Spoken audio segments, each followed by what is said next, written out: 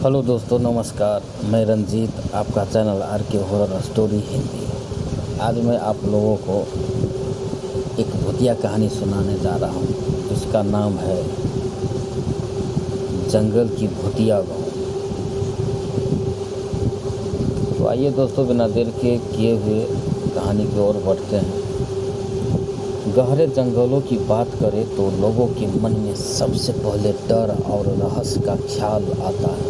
यह कहानी भी ऐसे ही एक जंगल की है जो सदियों से खतरनाक और रहस्यमय माना जाता है। इस जंगल का नाम था भूतिया जंगल की गांव, और यह शहर से कुछ मील की दूरी पर स्थित था। गांव वाले बताते हैं कि इस जंगल में कभी मत जाना, खासकर रात के समय। लेकिन कुछ चीज़ें ऐसी होती है जो इंसान के अंदर डर को चुनौती देती है। कहानी की शुरुआत होती है रमेश से, जो एक युवा था और हमेशा रोमांच की तलाश में रहता था। गांव में अपने दोस्तों के साथ बैठा हुआ रमेश अक्सर भूतिया जंगल की कहानियों को मजाक में उड़ाया करता था। उसे लगता था कि ये सब पुराने समय की बकवास बातें हैं जिनका कोई आधार नहीं है।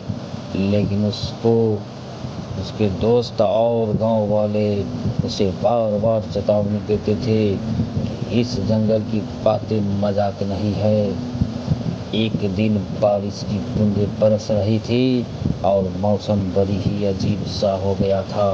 उस दिन रमेश और उसके दोस्त अमन, राजू और सुरेश ने तय किया कि वे जंगल में जाएंगे और पता करेंगे कि आखिर क्या सच क्या है।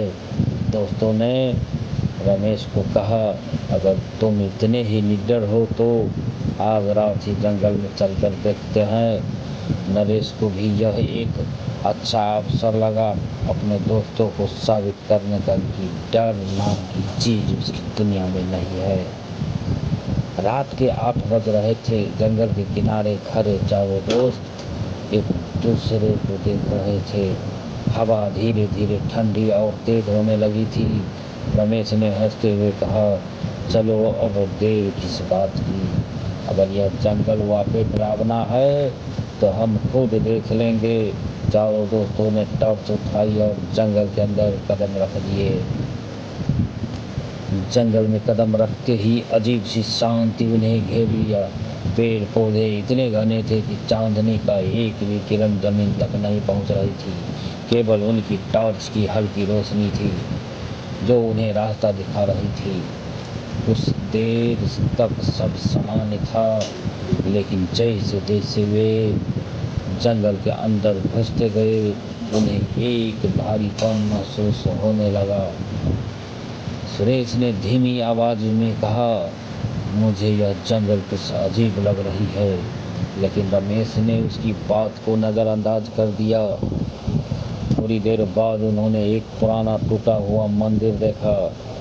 वह मंदिर बिल्कुल वीरान था, जैसे सदियों से वहाँ कोई नहीं गया हो। उसके पास पहुँचते ही अचानक से ठंडी हवा का एक तेज झोंका आया जिसने चारों को हिला दिया। अमन ने कहा, मुझे तो यह सब पसंद नहीं आ रहा है, हमें वापस चलना चाहिए। रमेश ने हंसते हुए कहा, तुम सब डरपोक हो, यहाँ कुछ भी नहीं है, यह सिर्फ हमारी मानसिकता है जो हमें डराती है। लेकिन तभी मंदिर के अंदर से हल्की हल्की आवाज़ें सुनाई देने लगी। यह किसी के रोने की आवाज़ थी जो चारों दोस्तों को एकदम सुन कर गई। रमेश ने तुरंत टॉर्च की रोशनी मंदिर के अंदर फेंकी, लेकिन वहाँ कुछ नहीं था। अचानक ही मंदिर के पास एक छाया उभरी। यह छाया किसी इंसान की थी, लेकिन उसकी आंखें पूरी तरह लाल थी। वह छाया धीरे धीरे उनके पास आ रही थी। रमेश ने हिम्मत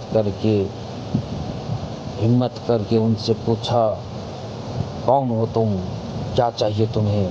लेकिन छाया ने कोई जवाब नहीं दिया।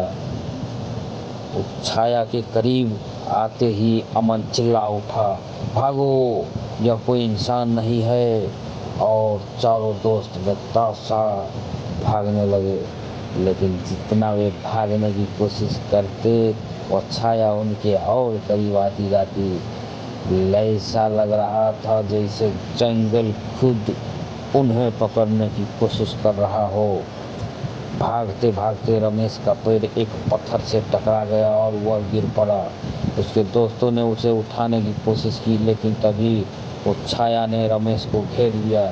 रमेश की चीखों ने जंगल की शांति को भंग कर दिया।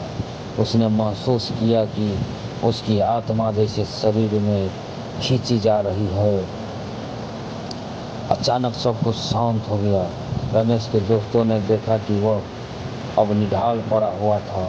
उसकी आंखें खुली थी, लेकिन वह कुछ भी बोल नहीं पा रहा था। सुरेश ने डरते डरते उसकी नब्ज जांची, लेकिन कुछ भी महसूस नहीं हुआ। रमेश अब इस दुनिया में नहीं था।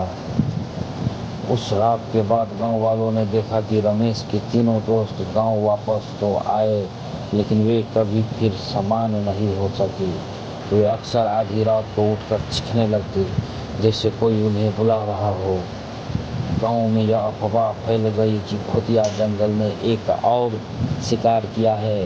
रमेश का शरीर कभी नहीं मिला और उसके दोस्तों ने भी कभी उस रात के बारे में कोई बात नहीं की। वे बस यह कहते थे कि जंगल में जो भी गया वो कभी वापस नहीं आया। वह जंगल आज भी खड़ा है, उसी रहस्य और भय के साथ। लोग कहते हैं कि अगर रात के समय उस जंगल के पास जाओ तो रमेश की चीखें अभी भी सुनाई देती है।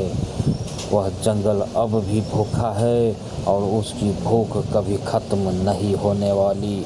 धन्यवाद दोस्तों। अगर ये कहानी आप लोगों को अच्छा लगा हो तो लाइक, शेयर, कमेंट ज़रूर कीजिएगा।